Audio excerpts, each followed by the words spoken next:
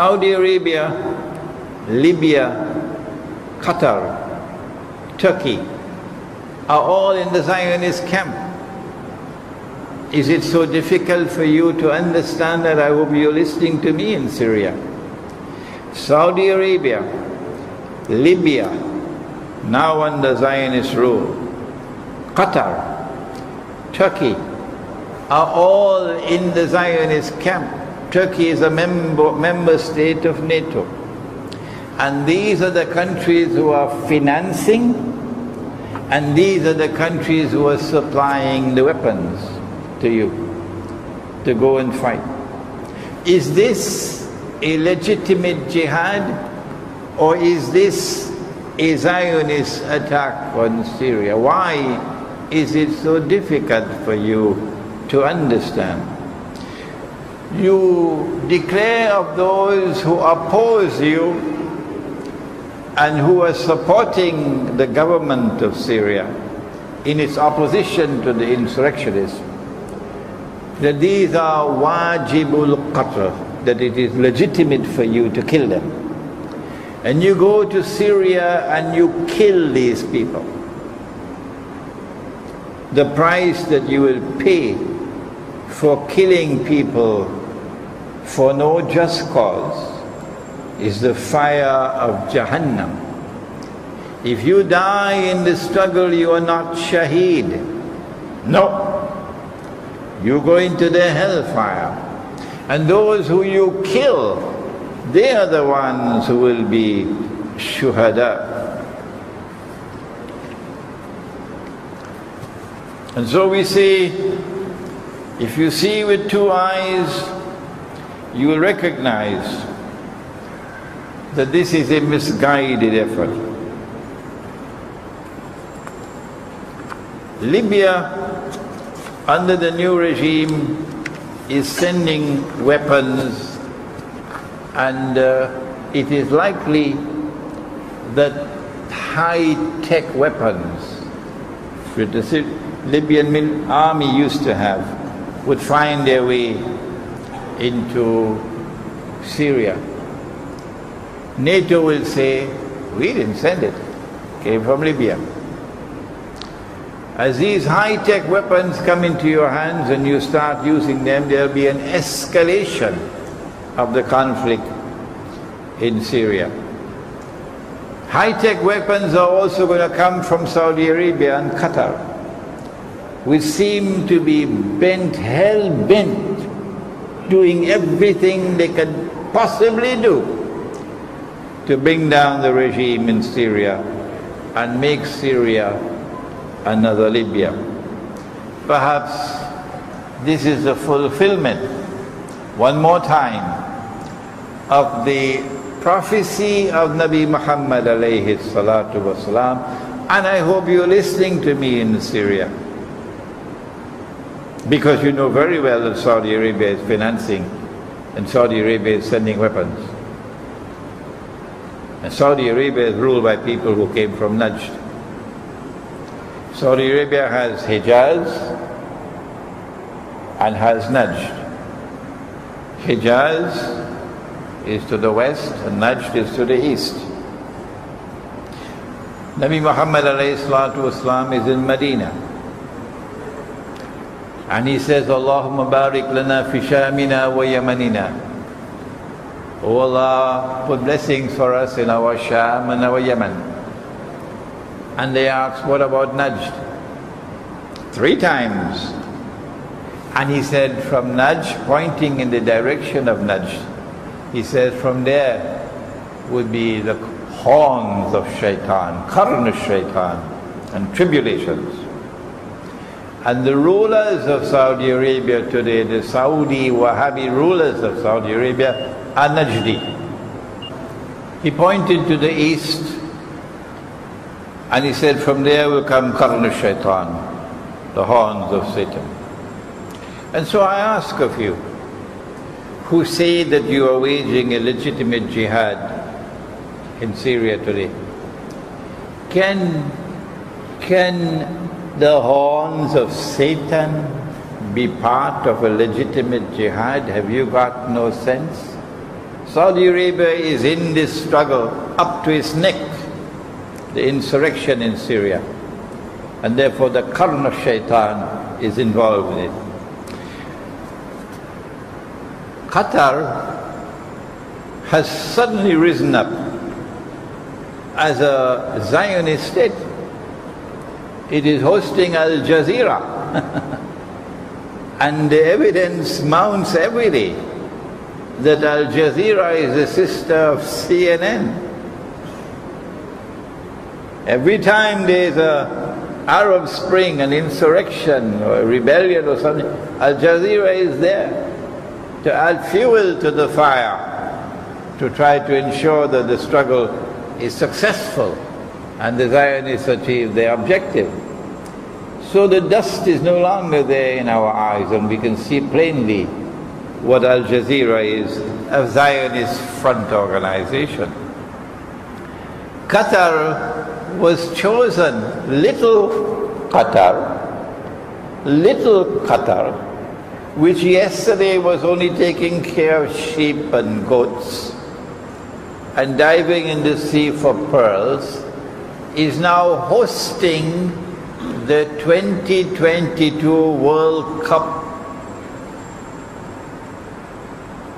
That could not have occurred without Zionist support, unless you are blind and you are taking money and you are taking weapons from Qatar, and you want to tell me this is a legitimate jihad? Turkey is a member of NATO,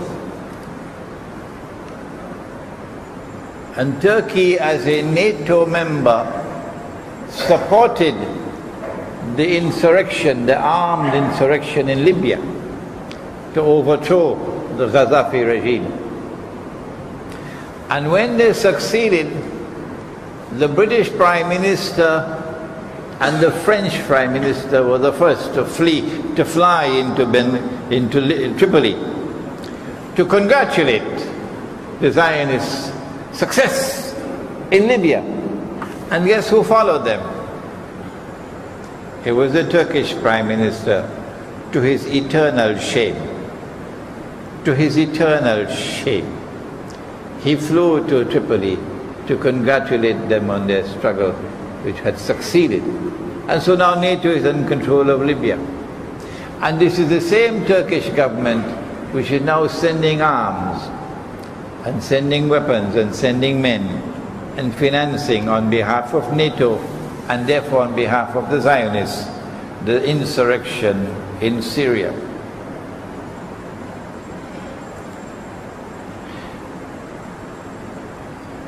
Since 1980, in the 1980s, Turkey established a military alliance with Israel. And that military alliance for military cooperation has continued from that day to this day. And Zionists around the world support Turkey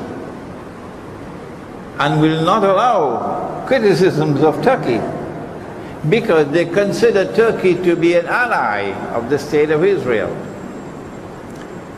But then came the flotilla to Gaza, and a high-profile attempt to break the blockade of Gaza 3 years ago. Malaysia was also involved in that. And the Israeli armed forces responded with a brutal attack in which 7 Turkish nationals were killed. The Turkish government then scaled down their diplomatic relations with Israel 3 years ago, demanded an apology and demanded compensation for the families of those who were killed, and demanded legal action against the soldiers, the men in the Israeli armed forces who did the work of killing. 3 years have passed, and now suddenly Obama goes to Jerusalem, sits down with Netanyahu cook whatever pilau they cooked, or maybe biryani. And the next thing we hear is that Netanyahu telephones the Turkish Prime Minister and offers a rare apology. Israel never apologizes, no. A rare apology, and offers to pay compensation. And the Turkish Prime Minister graciously decides to drop the cases against the the Israeli armed forces, the legal cases. And so they've restored diplomatic relations at a high level. And the friendship between Turkey and Israel is now restored. And your jihad, your so-called jihad in Syria, is being supported up to its neck by Turkey, which is in friendly relations with Israel, and which has a military alliance with Israel, and which is a member state of NATO. And you cannot recognize that this is a bogus jihad? What more do I need to tell you? Why did Netanyahu call and apologize? Give me a little time and we'll explain that.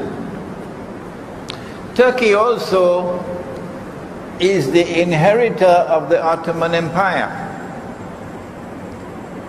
And while Turkish Muslims don't like to hear it, it is the truth. The Ottoman Empire acted unjustly in oppressing Eastern Orthodox Christians in Greece, in Bulgaria, in Romania, in Ukraine, waging war after war against them unjustly, enslaving their people, enslaving the women who then became part of the Ottoman harem. The unjust wars against the people of Eastern Christianity, which the Quran refers to as Rome, continued for 500 years, as a consequence of which Greece now hates Islam. The Greek people have hatred in their hearts for Islam. The Bulgarians have hatred in their hearts for Islam. The Russians have hatred in their hearts for Islam. The Ottomans added salt to the wounds when they conquered the capital city of Rome, of Eastern Christian Orthodox, Constantinople. And when they conquered Constantinople, they said, this is the fulfillment of the prophecy of Nabi Muhammad alayhi salatu wasalam, لَتَفْتَحَنَّ الْقُنْسْتَنْتِنِيَّةِ.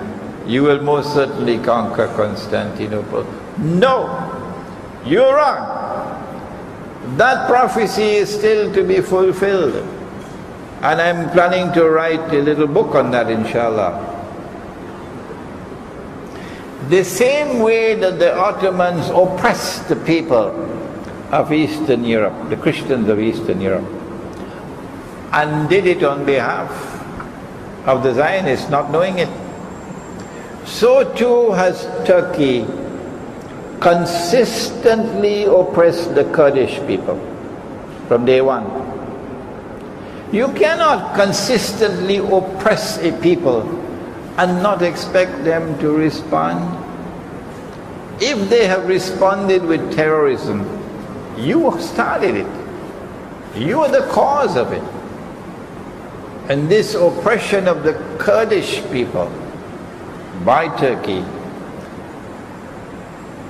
invalidates any claim of the Kurdish people, of the Turkish people, to be able to sponsor a legitimate jihad.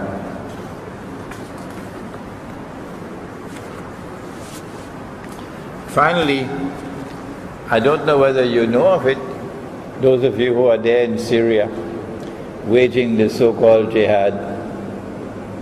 Are you aware who is your ally who is also fighting with you?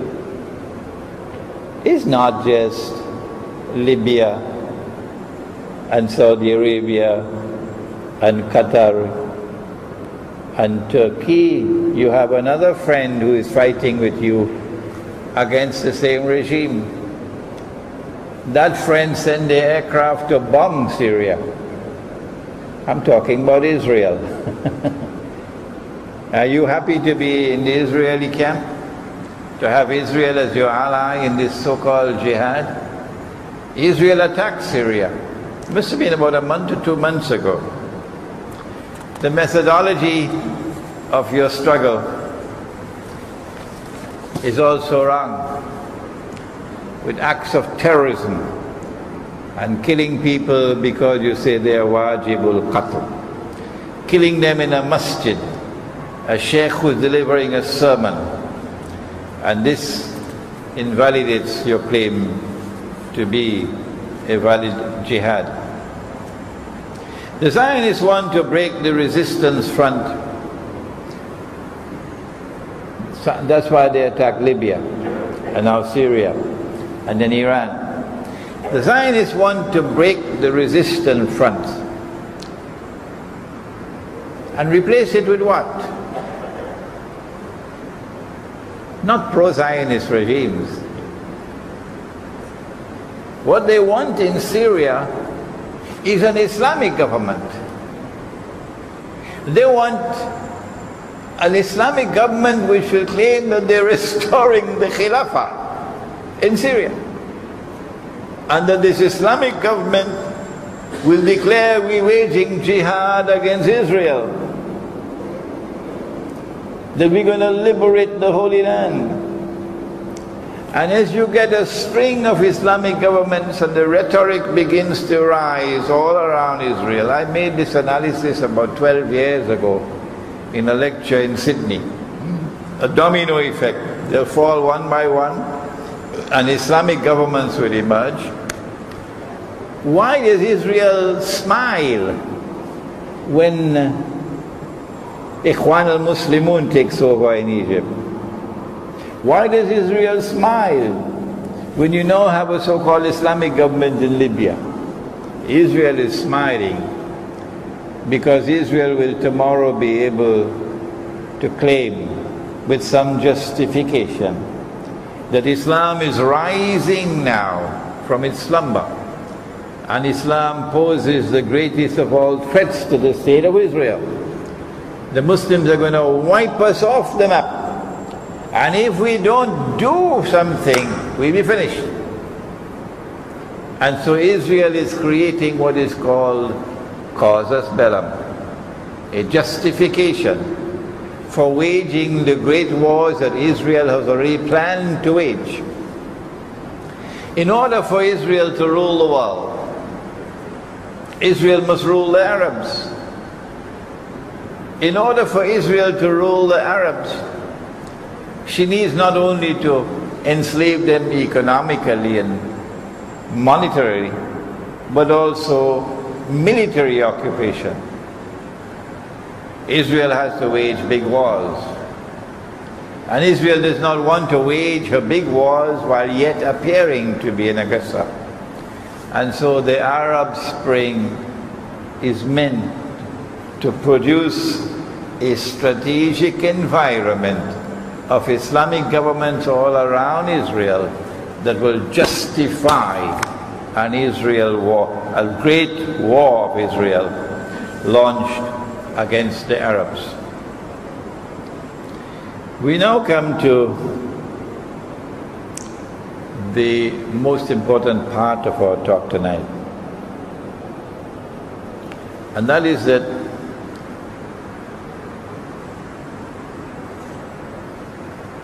they have now tried everything they could try for 2 years, and the Syrian regime has not fallen. No. The reason why the Syrian regime has not fallen and the Libyan regime fell is because NATO cannot attack with no fly and so on.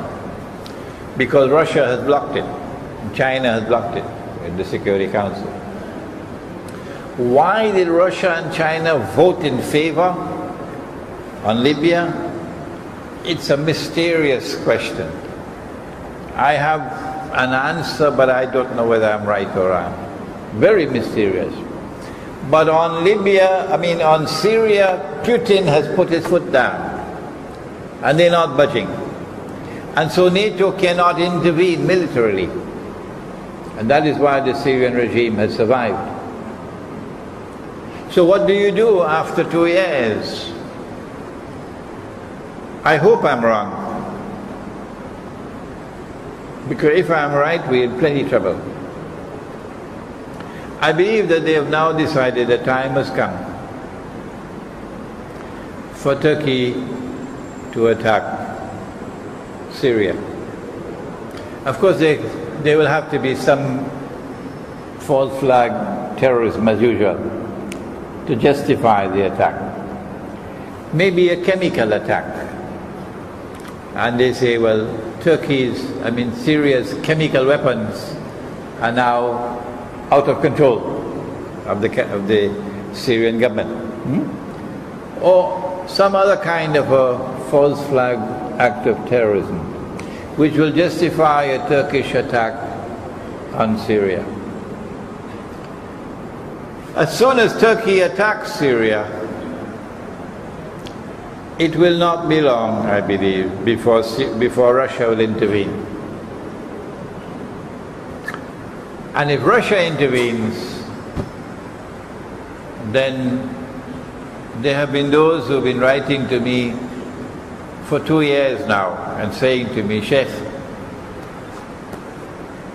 Jerusalem in the Quran told us that when Dajjal was in a day which was like a year, during that time, not the total amount of time, no, during that time Britain emerged as a ruling state and the world experienced Pax Britannica. And we agree with you, Sheikh. And then came Dajjal's day like a month. That's the hadith, Sahih Muslim. And during that time, the United States emerged as the second ruling state in the world, and the world experienced Pax Americana. But it's not Pax, it's war. And they've been saying to me, Sheikh, a day like a month has ended, and a day like a week has already begun, and Israel is already ruling the world.